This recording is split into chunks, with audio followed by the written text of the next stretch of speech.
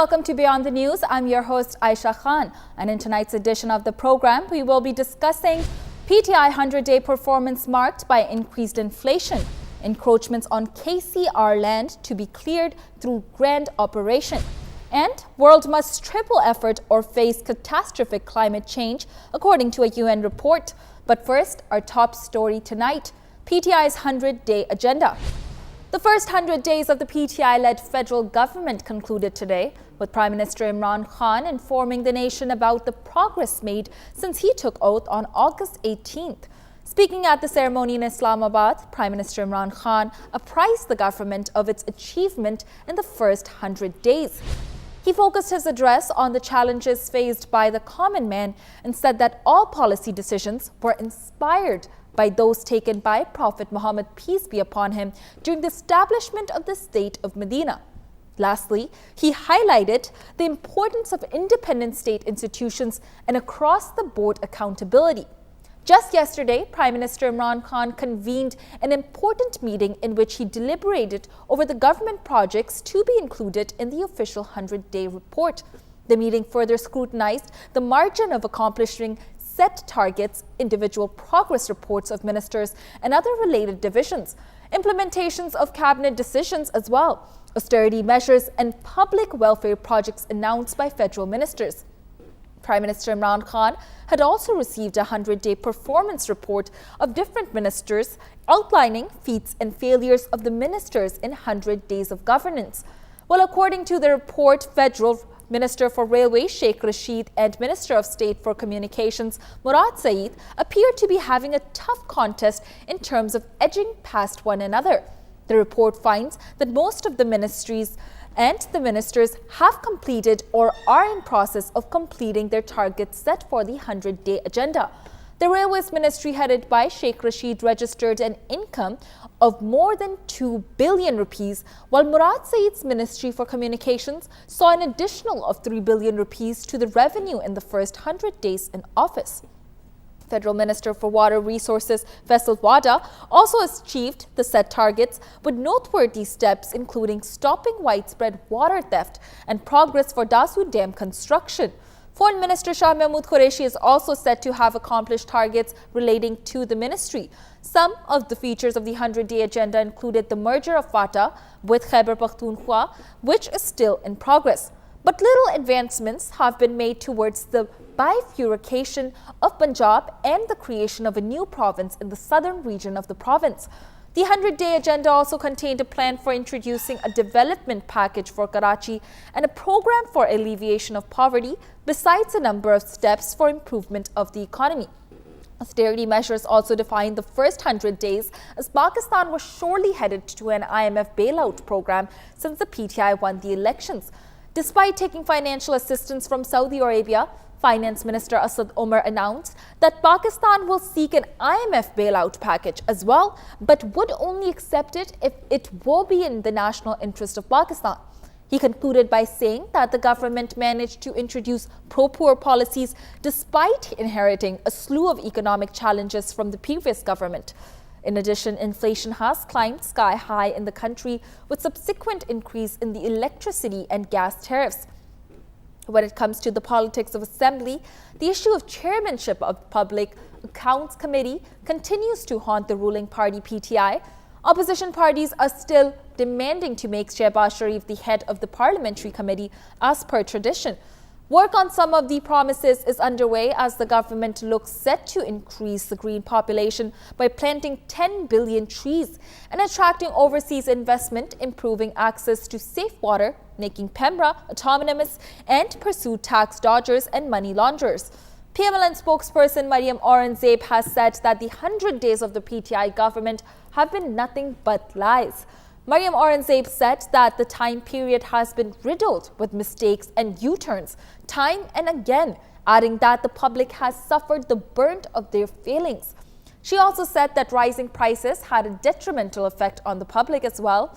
And now, to further discuss the progress made within the 100 days, we now join Rehman Azhar, who is a journalist as well as a political analyst. Thank you for joining us, Mr. Azhar. Thank you so much, Aisha, for having me. So firstly, what do you make of the first 100 days of the PTI government? Well, I think Pakistan Tehreek-e-Insaf has promised a lot to the people, and this we saw in their election campaign. And a lot of observers have been saying this, that Pakistan Tehreek-e-Insaf is promising too much. What will they do when it would come to deliver? And I think in 100 days there are two versions that exist right now. One is government's version, and that is that they have delivered a lot. And there is another side of the story that says that Pakistan, during these 100 days, life of a common man has become more difficult, especially because of the price hike. The tariffs of gas and electricity have been increased, and these are primarily the reasons where Pakistan Tehreek-e-Insaf has not been able to control things as such.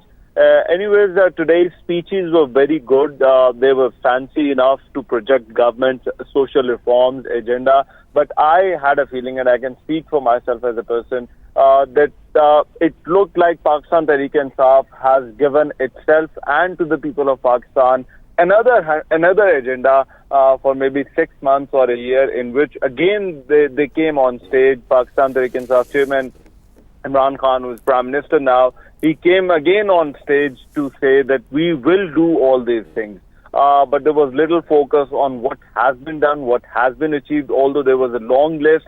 But a lot of those things are to be done by the provinces and their respected ministries. So I think it's a 50-50 mark for the government. People are dissatisfied. There is a general resentment among the people, but government thinks that they're well on track. Well, Mr. Azhar, inflation defined these 100 days with increases in electricity and gas prices, as I mentioned.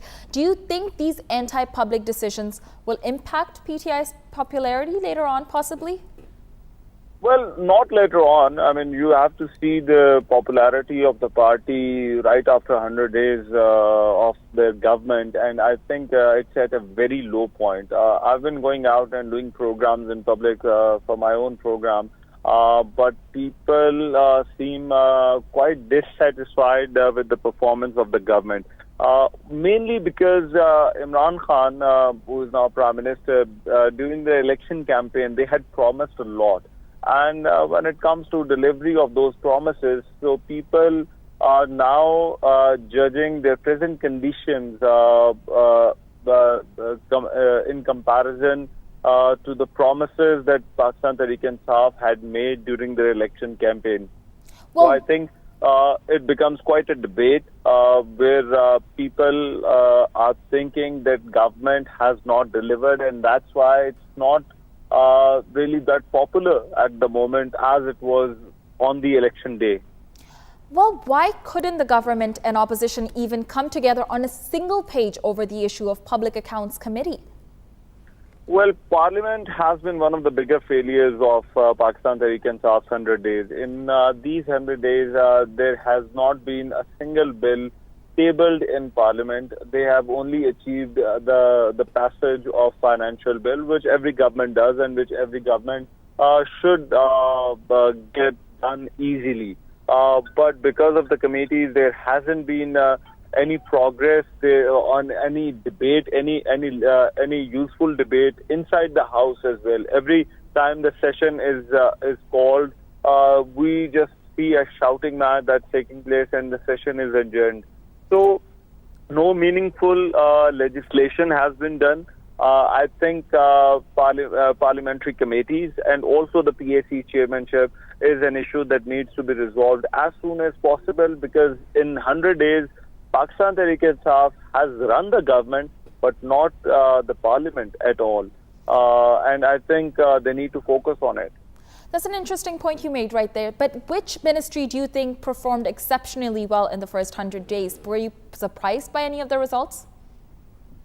Well, I think it's too early to call something extraordinary or excellent, because even the ruling party also says that we are only setting a direction in these 100 days, so we are not delivering. There can't be any substantive performance or objective analysis of what they have done. Right now, they have only given us a roadmap or a direction, as they say themselves. So I think singling out any ministry for their performance might be a little difficult for me as a political observer. But Imran Khan should be given credit for some of the initiatives that he has taken. For example, the housing project, if it gets done, it's an excellent project. Again, the focus is on environment as well. The citizen portal is also an excellent initiative. Again, all these initiatives and projects we are assessing with an if. And if they get delivered, or if they deliver to the common man. So I think with every ministry and with every project right now, there is an if attached, and that if is if it gets done. And for that, we will have to wait for about 6 months to a year, or maybe 2 years. Well, there has been a lot of foreign policy issues taking place during PTI's tenure. So how significant was the work done by the Foreign Office, ranging from the United Nations speech to increasing bilateral ties with Saudi Arabia and China? It was a busy 100-day for our foreign minister as well as prime minister on that front. And I think Pakistan has fared pretty well and smooth as far as the foreign affairs are concerned. But today in his speech, Shah Mahmood Qureshi, who also happens to be the foreign minister, he called Kartarpur corridor a googly of Pakistan, which was very surprising for me because I was there in the ceremony yesterday. And it was termed as a big peace initiative of Pakistan. And today, the very next day, calling Kartarpur corridor a googly might not send the kind of message that Pakistan wanted to send yesterday by opening that corridor and sending a message to the world that we are committed to peace and we want to improve relations with India. I frankly did not understand why Shah Mahmood Qureshi chose those very words for that subject. But overall, I think although it was busy 100 days for our foreign minister, Pakistan has done pretty well in that domain. Well, lastly, Mr. Azhar, I'd like to ask you, what prospects do you see now for the first year of Pakistan? Will any major projects be completed during its first year duration? Well, if you look at the deadlines, they are not the kind of projects that you will see functioning and running in next 100 days, in 1 year. I think you'll have to wait a little longer than that. Let's see if Pakistan Tehreek-e-Insaf government can perform. I wish they could perform, but there has to be now little talk and no work from Pakistan Tehreek-e-Insaf government, and especially a lot of people actually think that Prime Minister Imran Khan is committed and he is willing to do all he can, but the team that he has chosen, they might not be able to perform. So I think the captain should back up his team. They should fasten their belts for an eventful next 2 to 3 years running this government. All right, thank you so much for speaking with us, Mr. Azhar. And once again, that was Rahman Azhar, a renowned journalist as well as political analyst. And now let's move on to a quick break. Karachi Circular Railway up next.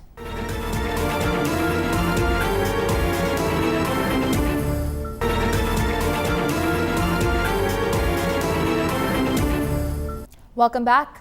Decommissioned in 1999 due to degradation of equipment, inadequate railroad integration and urban sprawl, the Karachi Circular Railway is again making headlines because the Supreme Court has ordered the revival of the project. This would have been easy if this project had no human and material cost attached to it. But surrounding the areas from Drig Road to Liaqatabad and Liari, the Circular Railway's land has informal settlements all around it. President Arif Alvi has reiterated that the government's resolve to end encroachments on the proposed route of the KCR, but he also said that alternative arrangements would be made for resettlement of the people.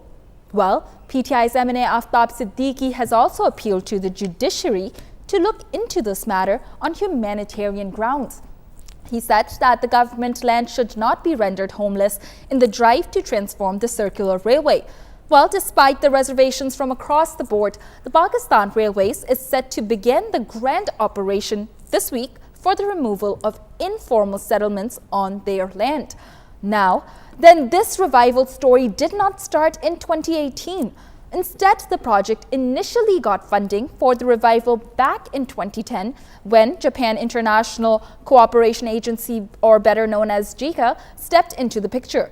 The agency also financed costly studies like the environmental impact assessment as well as the resettlement action plan, while also promising 260 billion rupees in soft loans to the Karachi Urban Transport Corporation.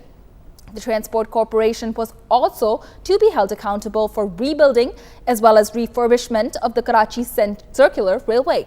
At this point, funded by the JICA, the budget for KCR had a specific amount of funding set aside for the project-affected persons that lived in informal settlements all along the KCR. These people were surveyed by the JICA, and in a report released in 2011, they amounted to a total of 4,653 families living in 28 different settlements all across Karachi. The study also established that 70% of these residents have been living in these settlements for at least 20 years.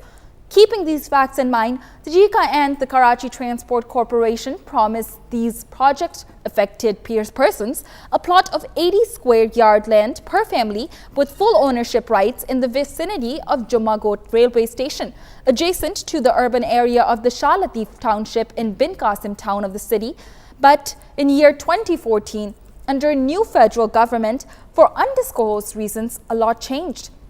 The government negotiated a new deal with the Chinese government, under which the KCR project was now prescribed as a part of CPEC, leading to the JICA withdrawing all support and funds on their end. To further discuss the implications of the grand operation looming for more than 4,000 families, we are now joined by Mohammed Tawheed, who is an urban planner as well as a researcher at the Karachi Urban Lab. Thank you for joining us, Mr. Tawheed. Yeah, thank you, Aisha. Thank you so much for giving the opportunity. All right, so firstly, what are the benefits of this project to the common citizen of Karachi? Aisha, as we are aware that the problem of traffic in Karachi is increasing day by day, and the Karachi Circular Railway should be revitalized to solve the problem of traffic in Karachi. And this project will provide better travel facilities to the citizens of Karachi. But one thing I want to mention that if the KCR loop line that starts from the big road to pass through the Gulshan Iqbal, then Liaqtabad to Aurangi was according to the past when the KCR became operative. That was 1964. And now the city of Karachi has expanded and touches the boundaries. So there is need to consider the viability of the project.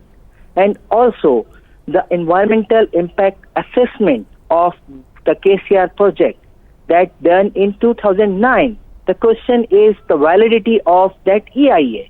Either the project is enough to serve all Karachi or not. There are a lot of questions regarding that, the benefits of the KCR with current loop. So the government should consider all these things too. Well, Mr. Tawheed, I also need to ask you, why has this project been delayed for so long? Actually, the main reason is lack of funding. In 2009, the Japan International Cooperation Agency, that's called JICA, was agreed to invest 2.4 billion for the project of KCR. And in 2009, from 2009 to 2013, JICA conducted a comprehensive household survey of 28 settlements living along the KCR track and listed 4,653 families as project affected persons. And I also want to mention that the media and all the news channels and the newspaper call them the encroachers.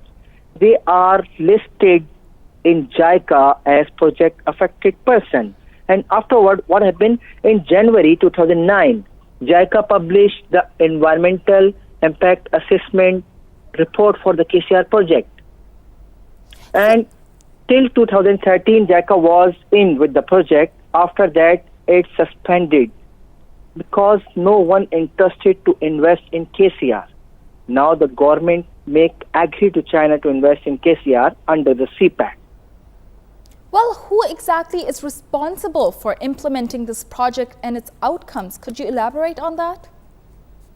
Yeah, actually the Pakistan Railway and Sindh Transport and Mass Transit Department, both are the parties who are responsible for implementing this project. Before the court orders, the chief consultant of Sindh Transport and Mass Transit Department, Mr. Ashraf Lakho, was working on the compensation plan for these 28 settlements, 4,653 registered affected persons. But after the court order, there will be not to seen on the ground. Thank you so much for joining us, Mr. Tawheed. And once again, that was Mohammed Tawheed, who is an urban planner and senior researcher at the Karachi Urban Lab. And to further discuss the topic, we are now joined in the studio by Ms. Nusrat Wahid, who is an M&A for the leading party PTI. Thank you so much for joining us, Ms. Wahid. Welcome. All right. Well, Ms. Wahid, despite it being a Supreme Court order, many PTI leaders and politicians have shown reservations toward this order. So have they contacted the judiciary in a legal matter to halt the drive? I think this is a federal government project, and if it is a federal government project, then we cannot appeal for anything. And it's a legal thing because most of the construction has been done illegally. They didn't build their houses legally, because when the KCR was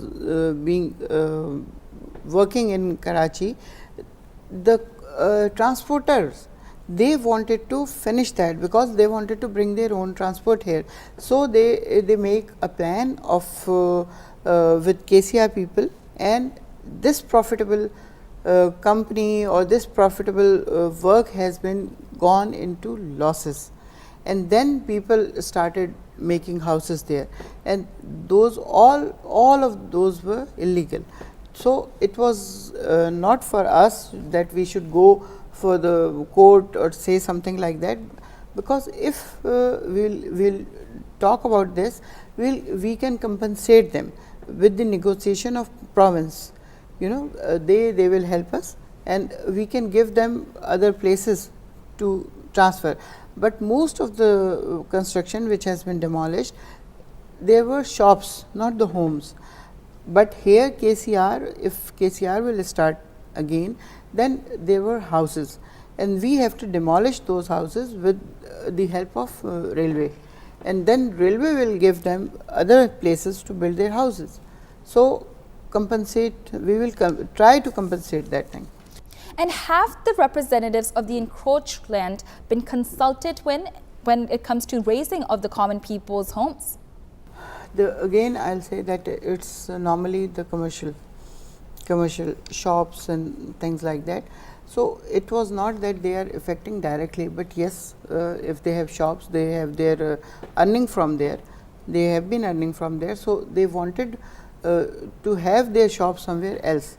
So we will try to compensate them also. But what about the representatives of the encroached land? Were they discussed with, or did you guys have a meeting with them and discuss this further?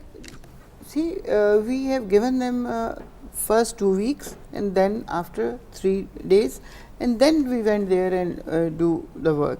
So we have been talking to them, we have been telling them that please take away your things, take away your properties, whatever things you have in your shops and other things, household things, whatever.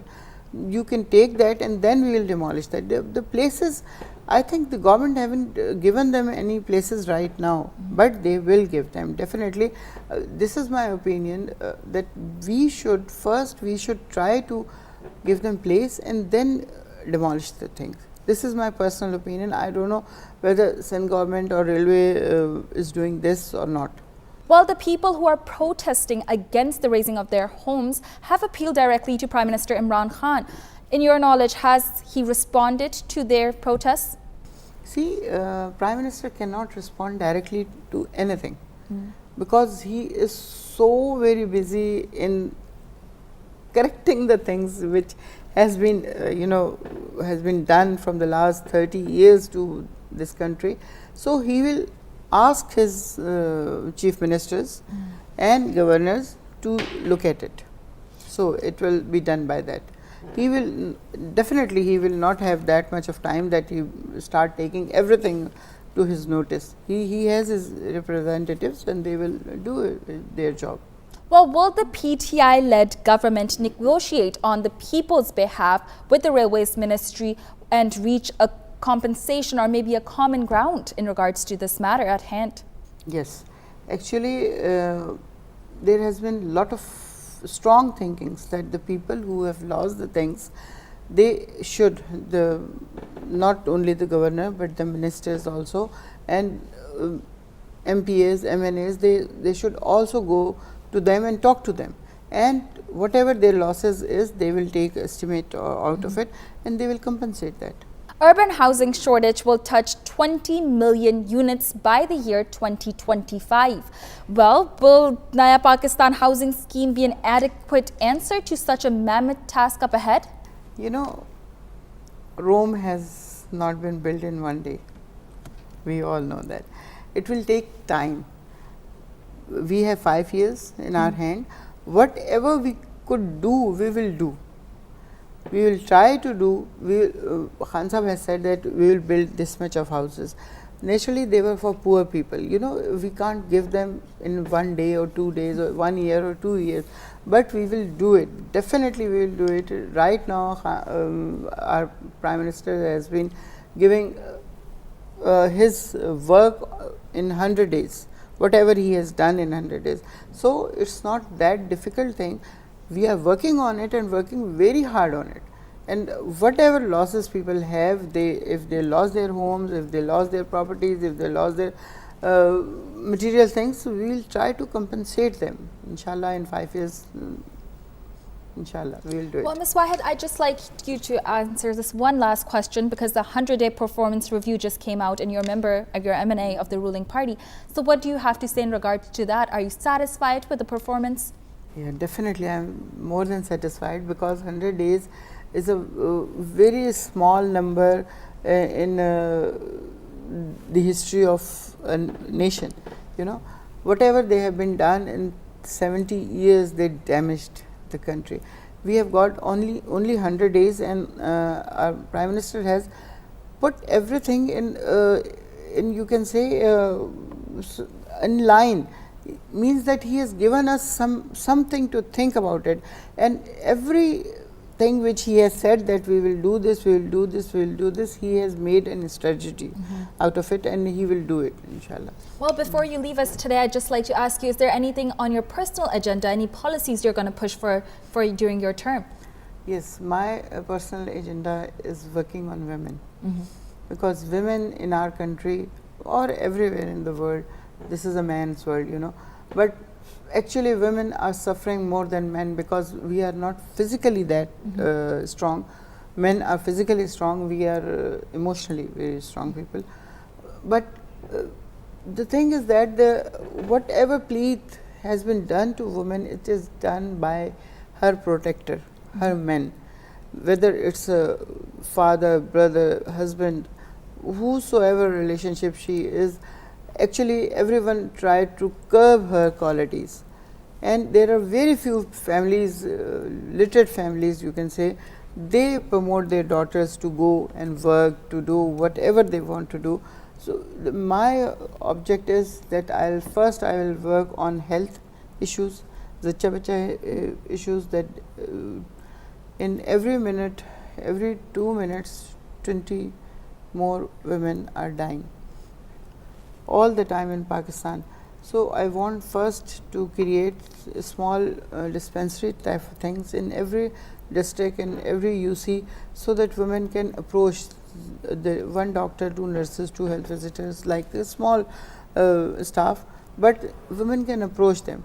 This is my aim, to do it in Sindh, at least the entire Sindh. I want to do it, because I have been traveling to Sindh. In every city I went, but I have seen that women are not educated, they are not being given importance, they are working so hard, but they are not giving reward of that work. And then the emotional thing which women are suffering It's not only the physical thing. They have been suffering emotionally also. So I want to work on that. Certainly so, and as a fellow woman, I just wish you luck in your future endeavors. Thank you so much for joining us, Ms. Wahid. And once again, that was Nusra Wahid, who is an MNA of the ruling party PTI. Now let's move on to a quick break. We'll be back with more news.